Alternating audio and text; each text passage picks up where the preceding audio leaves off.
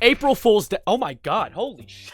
Hello, ladies and gentlemen, and everybody in between. I apologize in advance. I'm suffering from a bit of the case of the hat head, because my hair looks like it's been sat on by an elephant. But regardless of that, April Fools. I know I missed by a few days, but April Fools is still affecting us all around the world, especially in the Philippines. Yes, I know I made a video about that soda event that happened there a little while ago recently, but unfortunately, this is another event similar to that. Also, to give credit where credit is due, thank you Grandma Peanut Fartballs III for sending the link to this article in my video ideas channel on my Discord server. I don't know how else I ever would have stumbled across an insane story like this, so thanks Grandma, I hope your peanuts and also your balls are okay. See, there is a company that goes by the name of Terras Takoyaki, and they recently, for April Fools, released an announcement on their Facebook. Yes, we're looking at Facebook again.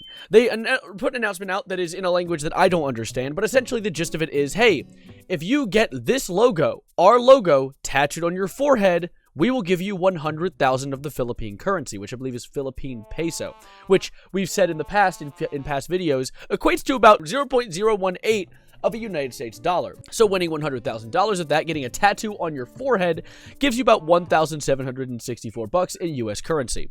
Real spender. Real worthwhile investment, you know, risking the entire future of your facial features for the sake of a funny looking bit. But regardless, someone did it.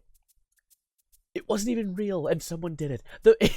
Someone got the logo tattooed on their head, and they sent it to Terras. They're like, screaming in their language and showed video footage of them getting the logo tattooed, and Terra just responded by being shook, justifiably, because it wasn't real.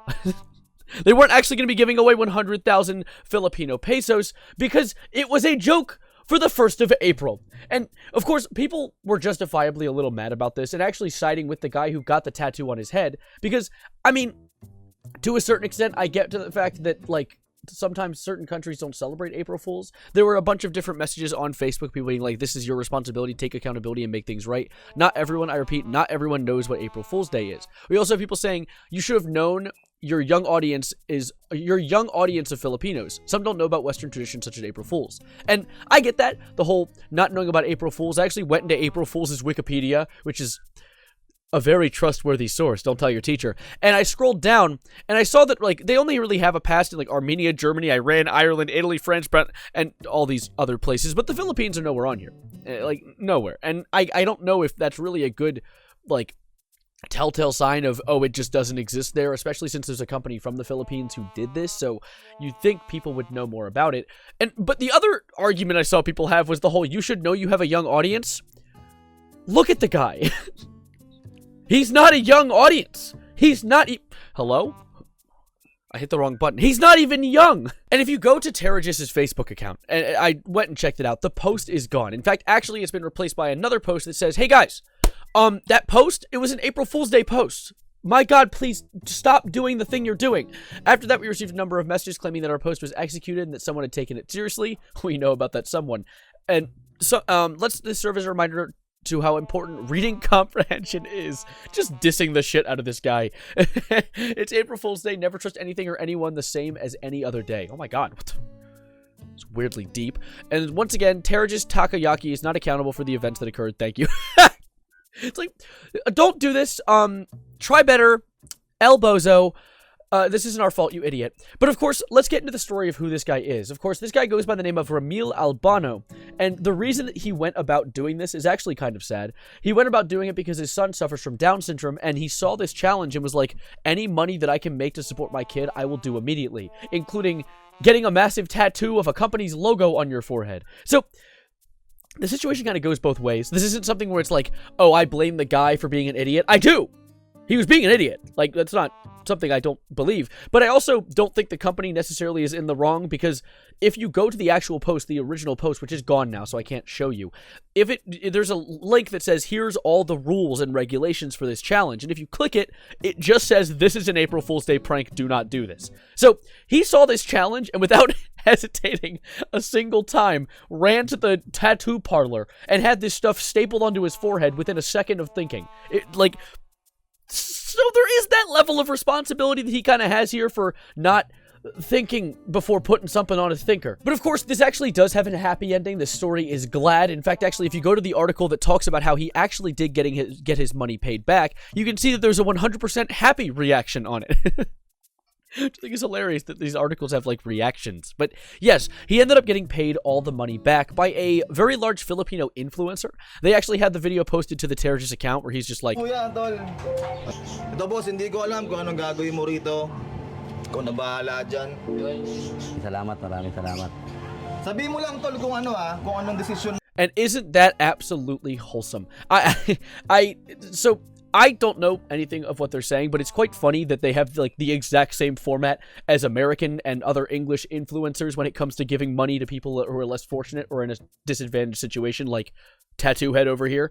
But apparently this guy's actually been getting a lot of rewards from this. Like, he's been catching W after W after catching that massive L on his forehead, because there's been multiple posts throughout all of the Filipino side of Facebook of people being like, I'm giving him 5,000 pesos. Oh, I'm gonna give him an iPhone and some money. Oh, I'm gonna give him money and a television. And other people giving him pairs of shoes and other various gifts. This man received Santa Claus in 7 different forms because he decided to destroy his face for the rest of his life, which is crazy.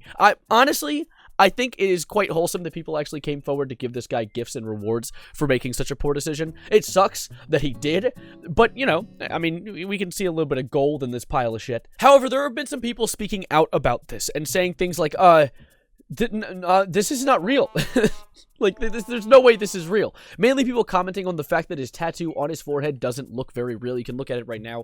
It doesn't look like a fresh tattoo. There have been various group chats, people being like, can a tattoo expert explain why this tattoo doesn't look fresh? Same thoughts. And Kung Ako Ang, tattoo artist, okay, well, I don't know what he's saying, but essentially, people think that they faked the tattoo situation. Now, while that is a possibility, because someone faking a tattoo on a forehead for $100,000 or about like $2,000 sounds within the realm of reality, because there are people faking tattoos everywhere online recently, I don't think this one's fake purely because people have gone to his house. Influencers have gone to his house to give him money.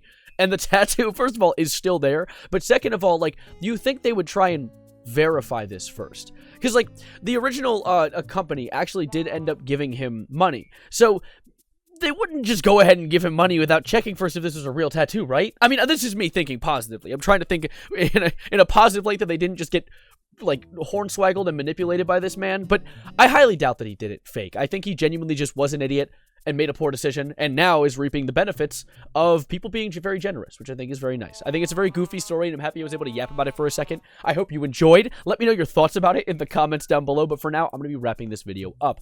Subscribe if you're new. I don't know if this is going to grab any new eyes. This is a bit of a goofy, very niche topic, but I thought it was funny, and I hope you enjoyed as well. Thank you for being absolutely amazing. Like the video and share it with all your Filipino friends to let them know that they should get a tattoo on their head as well. Thank you for being here, and as always, adios, arrivederci, goodbye, good night, and yeah, maybe check things before you go and put a tattoo on your face.